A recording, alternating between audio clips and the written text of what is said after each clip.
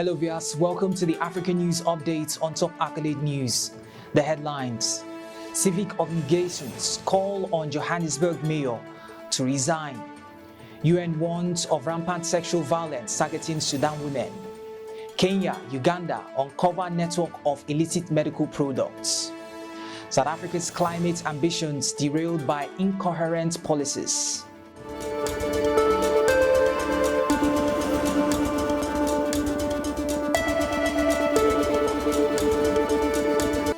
We begin from politics. Civic organizations in Johannesburg have added their voice to calls for the city's mayor, Kabelo Gwamanda, to resign. This is in support of political parties such as the Democratic Alliance, DA, and Action SA, which are calling for his withdrawal from his position. Gwamanda's critics say he is not fit to hold office and lacks the vision to lead the country's largest and most important economic hub. The Johannesburg Crisis Alliance is today expected to hold a press briefing to address urgent calls for an improvement in the delivery of basic services and revisit the increase in tariffs. The press conference will be held with the Ahmed Katradra Foundation, the Organization on Doing Tax Abuse, Action for Accountability, Defend of Our Democracy, and the Johannesburg Inner City Partnership. Gwamanda is a member of the Al Jamaha Party and has been mayor for over a year. To help news, Kenya's Pharmacy and Poisons Board, PPB, and Uganda's National Drug Authority have uncovered a disturbing network of illicit medical products being shipped into both countries through postal and air cargo channels. The seized items, which include human medicines, biological products, and dietary supplements, pose significant health risks to the public and highlights the growing challenge of regulating cross-border pharmaceutical trade. In the course of the operation, the team found medicines that had been stored and shipped outside of approved conditions, prescription medicines lacking valid prescriptions and not declared to avoid detection, and dietary supplements known to contain undeclared active pharmaceutical ingredients imported in violation of domestic regulations. In a joint statement, the two institutions stated that they partnered with an enforcement team to conduct a joint operation called Operation African Star, which is aimed at improving health and disrupting the illicit trade in health product pharmaceutical. In crime news, United Nations Special Representatives on Sexual Violence in Conflicts, Pramila Patten, has issued a stark warning about the widespread sexual violence perpetrated against women and girls fleeing Sudan's conflict following a visit to Chad. From 14 to 18 July 2024, Patten visited Chad, including different regions where over 620,000 Sudanese refugees have sought shelter, revealing a tough situation for survivors of conflict-related sexual violence. However, she highlighted the harrowing accounts of rape, trafficking, abduction, and ethnically motivated sexual violence shared by survivors. Patten held reports including the Rapid Support Forces (RSF) and allied militias in these grave crimes. She emphasized the challenges survivors face in accessing essential services, including legal assistance, justice, and specialized care for trauma. In climate crisis, South Africa is falling short of its ambitious targets and commitments to combat and prepare for climate change, an advisory body appointed by the nation's president said. The country may miss the emission reduction target it agreed to as part of an international treaty and deepen inequality in what is already the country's most unequal nation, the Presidential Climate Commission said in a report entitled The State of Climate Action in South Africa, released today. The report comes at a time when South Africa, the world's 15th biggest producer of climate-warming greenhouse gases, is struggling to raise adequate finances to transition away from coal.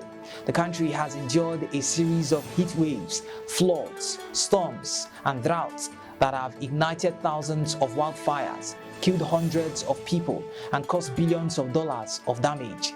Climate disasters in South Africa usually hit its poorest communities hardest, with flood washing away the shacks of shanty town dwellers and heat waves scorching the crops of subsistence farmers. You're watching the African News Updates on Top Accolade News. Do stay with us. Still to come.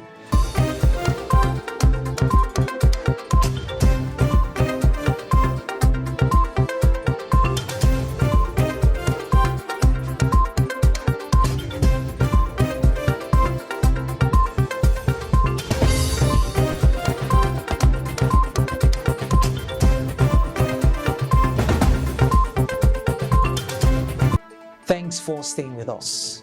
In business news, the Chinese ambassador to South Africa, Peng, has dismissed criticism that his country's involvement in building infrastructure leads to a debt trap among African countries. He says China gives loans to countries with reasonable payment terms. Speaking to reporters, Wu said Africa needed more financial injection to develop its infrastructure. He explained they do not push them to use the Chinese loans. What they did in Africa was only under African countries' request and due to economic research, then provided some loans for infrastructure and other projects in Africa.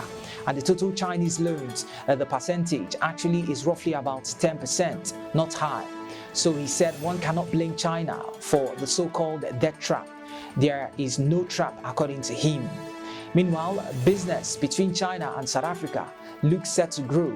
The 2024 South Africa-China jobs saw over 60 Chinese investor companies operating in South Africa participate.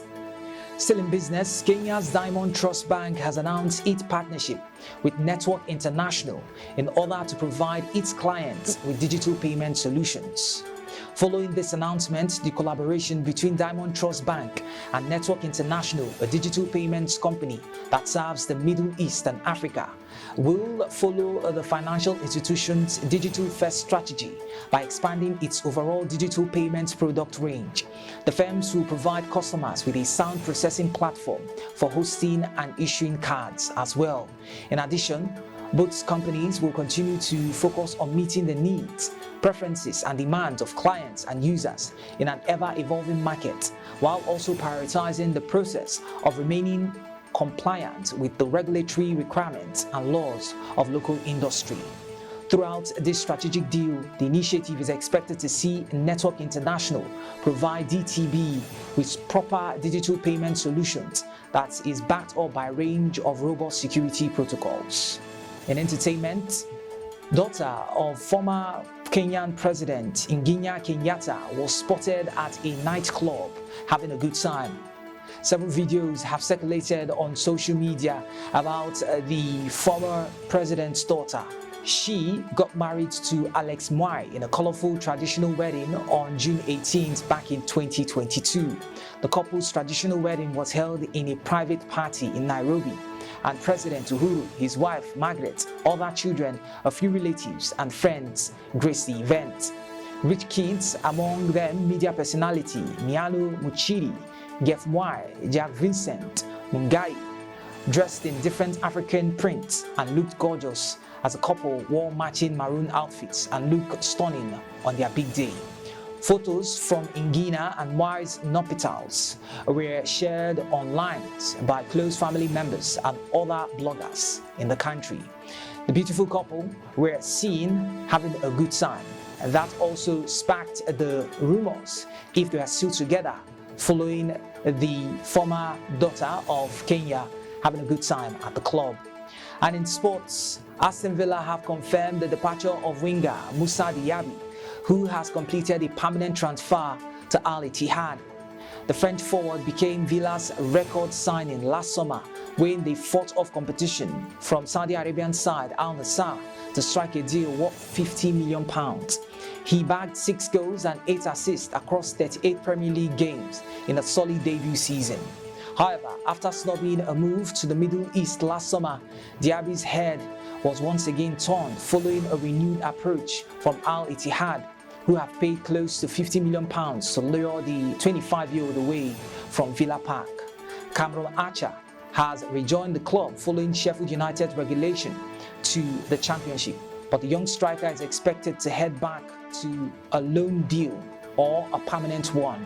Diaby's sale brings much needed funds back to Villa in a summer which has seen them spend close to £150 million on new signings. That concludes our African news update for today. Stay tuned for more international news and development. Thanks for joining us. I am Dema Abaku. Connect and engage with us on all social media handles. Do have a wonderful day.